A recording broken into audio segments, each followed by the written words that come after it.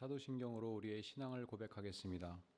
전능하사 천지를 만드신 하나님 아버지를 내가 믿사오며 그 외아들 우리 주 예수 그리스도를 믿사오니 이는 성령으로 잉태하사 동정녀 마리아에게 나시고 본디오 빌라도에게 고난을 받으사 십자가에 못 박혀 죽으시고 장사한 지 사흘 만에 죽은 자 가운데서 다시 살아나시며 하늘에 오르사 전능하신 하나님 우편에 앉아 계시다가 저리로서 산자와 죽은 자를 심판하러 오시리라. 성령을 믿사오며 거룩한 공예와 성도가 서로 교통하는 것과 죄를 사하여 주시는 것과 몸이 다시 사는 것과 영원히 사는 것을 믿사옵나이다. 아멘. 함께 부를 찬송은 520장입니다.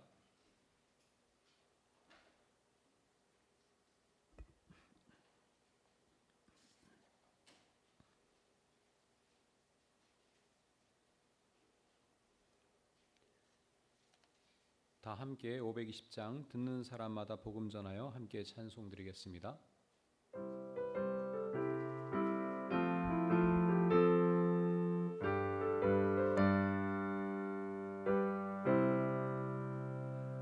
듣는 사람마다 복음 전하여 복스러운 소식들을 퍼치세. 모든 사람에게 전할 소식을 어느 누구나 오라. 어느 누구나 주께 나오라. 어서 와서 주의 말씀 들으라. 하늘아버지가 오라 하시니 어느 누구나 오라. 오는 사람들은 지체 말고서 문 열었을 때에 들어오시오. 생명길은 오직 구주 예수니 어느 누구나 오라. 어느 누구나 주께 나오라. 어서 와서 주의 말씀 들으라. 하늘아버지가 오라 하시니 어느 누구나 오라. 언약하신 대로 이룰 것이니 누구든지 언약 받을 수 있네. 받은 사람에게 생명이로다. 어느 누구나 오라. 어느 누구나 주께 나오라. 어서 와서 주의 말씀 들으라. 하늘아버지가 오라 하시니 어느 누구나 오라.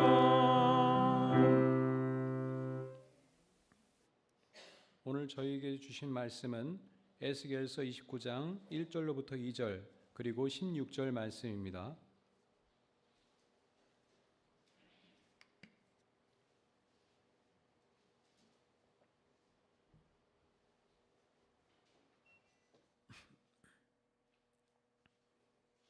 에스겔서 29장 1절로부터 2절 그리고 16절까지 말씀을 함께 읽겠습니다. 제10년 열째 달 12일에 주님께서 나에게 말씀하셨다. 사람아, 너는 이집트 왕 바로에게 예언하여라. 바로와 전 이집트를 규탄하여 예언하여라. 이집트는 다시는 이스라엘 족속이 의지할 나라가 되지 못할 것이다. 이스라엘은 이집트가 당한 것을 보고서 이집트에 의지하려 한 것이 얼마나 잘못되었는가를 상기하고 그때야 비로소 그들이 내가 주 하나님인 줄 알 것이다. 아멘.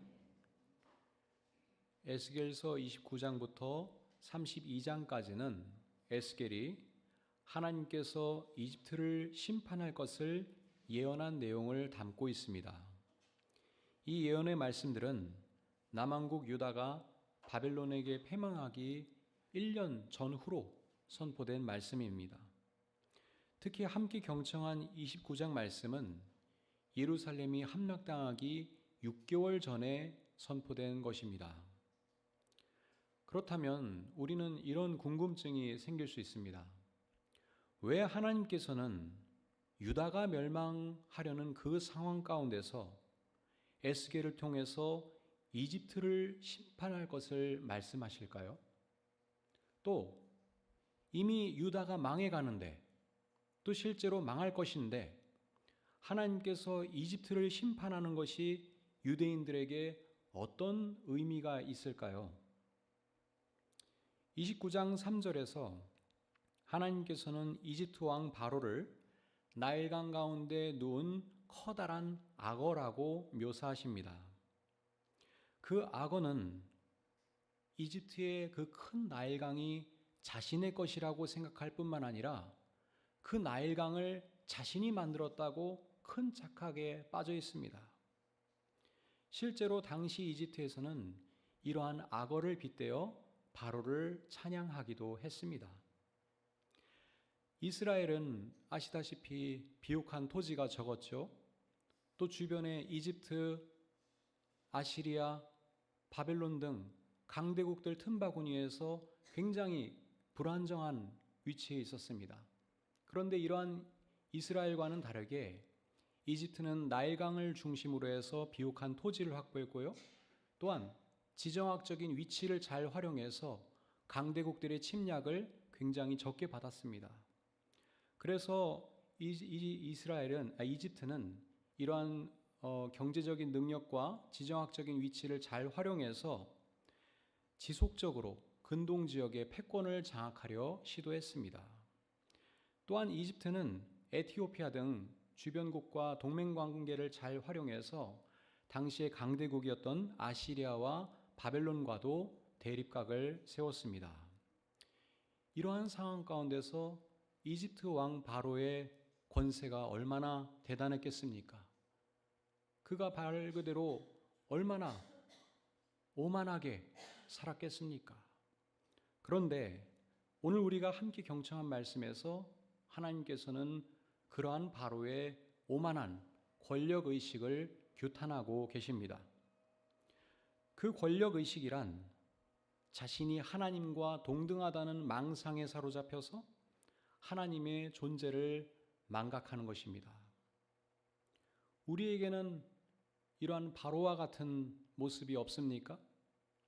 우리에게 조금만 권력이 생기고 힘이 생기면 다른 사람들을 때로는 무시할 수도 있고 나보다 힘이 적은 사람들을 억압하는 일을 자행할 수 있습니다.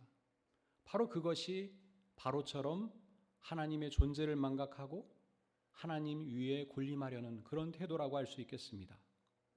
그러한 권력의식에 심취한 바로는 다른 민족들을 크게 위협했고 특히 유다의 내정에 간섭했습니다. 그러나 4절과 5절에서 하나님께서는 바로에게 이러한 심판을 선언하십니다. 내가 갈고리로 네 아가미를 꿰고 네 강의 물고기들이 네 비늘에 달라붙게 해서 네 비늘 속에 달라붙은 강의 모든 물고기와 함께 너를 강 한복판에서 끌어내어 너와 물고기를 다 함께 멀리 사막에다 던져버릴 것이니 너는 허허벌판에 나둥거러질 것이다. 내가 너를 들짐승과 공중의 새에게 먹이로 주었으니 다시는 너를 주워오거나 거두어오는 사람이 없을 것이다. 마치 악어 사냥을 묘사하는 듯한 이 심판 선언은 매우 심오한 의미를 담고 있습니다. 아무리 힘이 세고 아무리 포악한 악어라 할지라도 하나님 앞에서는 한낱 피조물에 불과하고 그분의 심판의 대상이라는 사실입니다. 또한 하나님께서는 그 악어만 심판하는 것이 아닙니다. 그 악어 비늘에 달라붙었던 물고기들도 함께 사막에 내동댕이 칠 것이라고 말씀하십니다. 그 물고기들이란 바로의 신하들을 뜻하지만 바로에게 기생했던 모든 이들을 뜻할 수 있겠습니다. 하나님께서는 19절 이하에서 이집트를 구체적으로 어떻게 심판할 것인지에 대해서도 말씀하고 계십니다. 30장에서 하나님께서는 바벨로니아 왕 느부갓네살을 보내어 이집트의 무리를 없애버리겠다 말씀하십니다.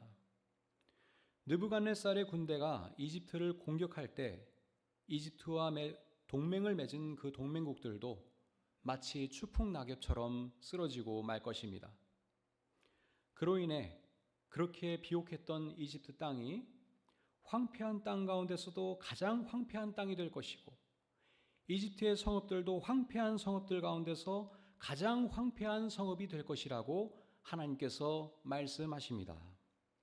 그때에야 비로소 이집트에 사는 모든 사람들이 하나님만이 이 세상을 통치하는 주님이라는 것을 깨닫게 될 것입니다. 여기에서 우리는 하나님이 에스겔을 통하여 이집트를 심판하신 말씀을 전하신 그 까닭을 헤아릴 수 있습니다. 이집트가 장차 바벨론에 의해 힘을 잃게 되는 것은 단순히 강대국들 사이에서 벌어진 전쟁의 결과 혹은 약육강식의 논리에 의한 것이 아니라 하나님께서 이집트를 심판하신 그 결과라는 것을 나타내려는 것입니다. 하나님께서는 이스라엘 안에서만 주님인 것이 아니라 그 주변국들도 통치하는 세계와 역사의 주님이라는 사실을 말씀하려는 것입니다.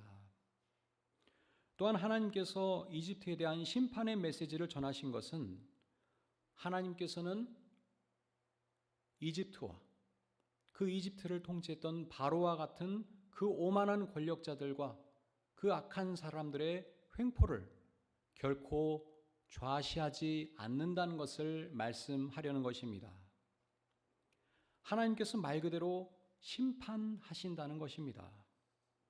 그러므로 하나님께서는 에스겔을 통하여 32장 20절 이하에서 칼이 이미 이집트의 목을 겨누고 있으니 곧 이집트의 온 군대가 지하로 내려가게 될 것인데, 그 지하에는 누가 있는가? 바로 과거 근동 지역의 패권을 장악했던 아시리아의 군대가 이미 그 지하에 있다고 말씀하십니다.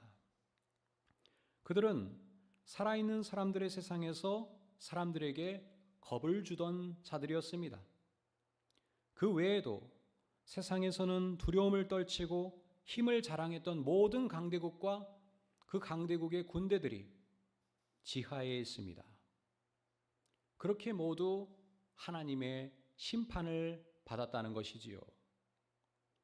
실제로 이집트 제국은 몰락했고 이집트의 영광은 사라졌습니다. 오늘날 이집트를 강대국으로 생각하는 사람은 아무도 없습니다. 그런데 이러한 이집트에 대한 심판 예언은 앞서 말씀드린 것처럼 남왕국 유다가 바벨론에게 멸망당하기 6개월 전에 선포된 것입니다. 특히 하나님께서 그 오만한 권력의식에 심취했던 이집트 왕 바로의 팔을 부러뜨리겠다고 선언하신 30장 20절 이하의 말씀은 유다가 멸망하기 3개월 전에 선포된 것입니다.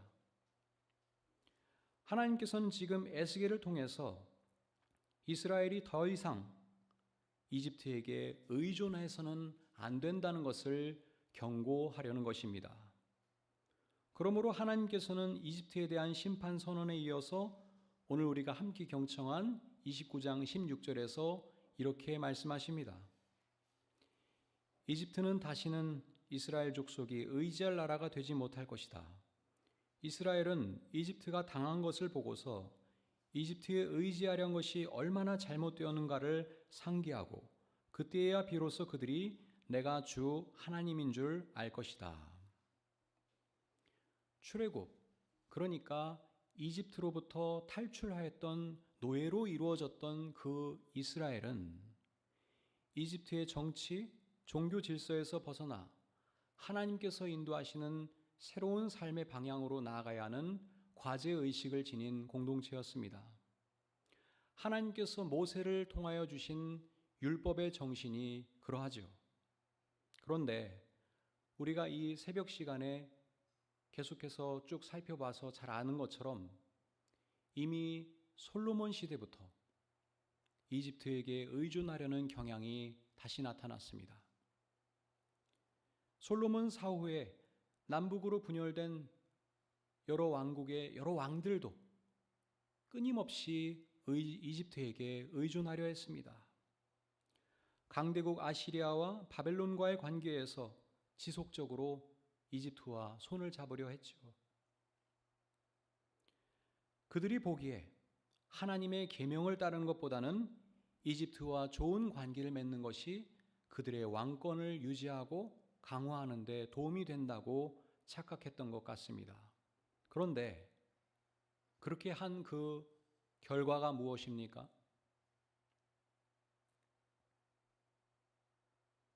북왕국 이스라엘은 아시리아에 의해서 패망했고 지금 남왕국 유다도 바벨론에 의해 멸망당하기 직전 상황에 놓여 있습니다. 이집트는 결코 이스라엘에게 도움이 되지 못했습니다. 이집트는 이스라엘에게 마치 부러진 갈대 지팡이와 같아서 이스라엘이 그것을 손으로 잡으면 오히려 이스라엘에게 해를 입히고 그것에 의존하려면 부러져서 몸도 못 가누게 비틀거리게 할 뿐이었습니다. 그러나 하나님께서 지금 멸망을 목전에 둔 남왕국 유다를 향하여 하나님께서 이집트와 강대국을 심판할 것이며 이스라엘은 더 이상 이집트에게 의존하지 말라고 경고하시는 것은 사실 또 다른 희망의 메시지를 전하려는 것입니다. 그래서 하나님께서는 이렇게 선언하십니다. 29장 21절입니다. 그날이 오면 내가 이스라엘이 새 힘을 가지게 하고 너의 입이 열려서 그들 한가운데서 외칠 수 있도록 말할 수 있는 능력을 네게 주겠다. 그때야 비로소 그들이 내가 주인 줄 알 것이다. 이스라엘이 두려워했고 그렇게 의존했던 강대국 이집트 제국의 멸망은 유대인들이 자주적인 존재로 회복되는 기회가 될 것입니다. 그래서 약소민족으로서 고통을 겪는 유대인들은 새 힘을 갖고 입이 열려서 외칠 수 있도록 말할 수 있는 능력을 얻게 될 것입니다. 이제 곧 제2의 출애굽이 이루어질 것이라는 것이지요. 이것은 하나님의 은혜로운 약속입니다. 그런데 이집트만이 아니라 지금 바벨론도 유다 왕국을 괴롭히고 있습니다. 이러한 현실에서 이집트에 대한 심판 선언과 하나님의 구원 약속은 또 어떤 의미를 지닐 수 있을까요? 우선 이집트는 일반적인 의미에서의 강대국일 뿐만 아니라 유대인들의 정체성을 위협하는 세력이었습니다. 그러므로 이집트의 멸망은 유대인들이 존재 이유를 발견하게 되는 결정적인 계기가 될 것입니다. 그래도 만일 이스라엘이 바벨론에 의해 무너짐으로써 역사에서 영원히 사라지게 될 것이라면 하나님께서 에스겔을 통하여 오늘의 말씀을 전하실 이유가 없었겠지요. 하나님께서는 이스라엘이 비록 바벨론에 의해 패망하고 앞으로 분명 힘들고 고단한 포로 생활을 할 것이지만 그것이 결코 끝이 아니라는 것을 말씀하시려는 것입니다. 결코 무너지지 않을 것 같던 이집트 제국이 패망하여 약소국으로 전락하듯이 바벨론 제국도 결국에는 같은 운명에 처할 것이라는 것을 암시하려는 것입니다. 바벨론이 이집트를 심판하려는 하나님의 도구에 불과하다는 사실은 바벨론도 하나님께 대적할 수 없다는 것을 알리시려는 것입니다. 그러므로 하나님께서는 유대인들에게 이제라도 이집트를 비롯한 강대국에게 의존하지 말고 하나님의 말씀을 경청하고 실천함으로써 새로운 날을 희망으로 준비하라고 촉구하고 계신 것입니다. 사랑하는 여러분, 오늘의 말씀을 통하여 우리는 무엇을 깨달아야 하겠습니까? 하나님의 은총으로 출애굽하였음에도 불구하고 여전히 이집트에 의존하며 하나님의 뜻과 전혀 다르게 살아갔던 이스라엘의 모습은 우리에게 많은 것을 생각하게 합니다. 혹시 우리도 하나님 대신 부러진 갈대 지팡이와 같은 다른 어떤 것을 의존하며 살아가고 있는 것은 아닐까요? 만약 그렇다면 이집트의 여러 왕들이 그랬듯이 하나님의 계명을 따르는 것이 어쩌면 우리에게 걸림돌이 된다는 생각에서 그러했던 것은 아닐까요? 또 우리에게는 하나님의 심판을 받았던 이집트 왕 바로와 같은 그러한 오만한 마음이 없었던가요? 하나님께서 에스겔을 통하여 이집트에 대한 심판의 말씀을 전하시어 이스라엘이 하나님만을 주님으로 섬기며 바르게 살아가도록 촉구하셨던 것처럼 성령께서 오늘 이 새벽 우리를 깨우치시어 우리가 하나님만을 주님으로 섬기며 살아가도록 인도하여 주시기를 바랍니다. 오늘도 하나님만을 주님으로 섬기며 주님의 뒤를 묵묵하고 성실하게 뒤따라가는 여러분의 하루 가운데 주님의 은총이 함께 하시기를 간절히 소망합니다.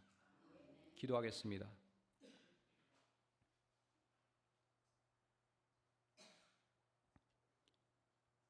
역사를 주관하시는 하나님, 함께 경청한 말씀을 통하여 하나님의 크신 은총과 섭리를 깨닫게 하시고 저희가 하나님만을 주님으로 섬기며 살아가게 하옵소서. 하나님께서 바로와 같은 오만한 자들과 권력자들과 횡포를 부리는 자들을 심판하신다는 것을 기억하며 저희가 하나님 앞에서 더욱 겸손한 모습으로 살아가게 하시고 이웃들에게 선한 행동을 하며 살아가게 하옵소서. 오늘도 하나님께서 사랑하는 예담의 교우들의 건강과 안전을 지켜주실 줄 믿사오며 예수 그리스도의 이름으로 간절히 기도합나이다. 아멘. 하늘에 계신 우리 아버지여, 이름이 거룩히 여김을 받으시오며 나라의 임하옵시며 뜻이 하늘에서 이룬 것 같이 땅에서도 이루어지이다. 오늘날 우리에게 일용할 양식을 주옵시고 우리가 우리에게 죄 지은 자를 사하여 준 것 같이 우리 죄를 사하여 주옵시고 우리를 시험에 들게 하지 마옵시고 다만 악에서 구하옵소서. 대개 나라와 권세와 영광이 아버지께 영원히 있사옵나이다. 아멘.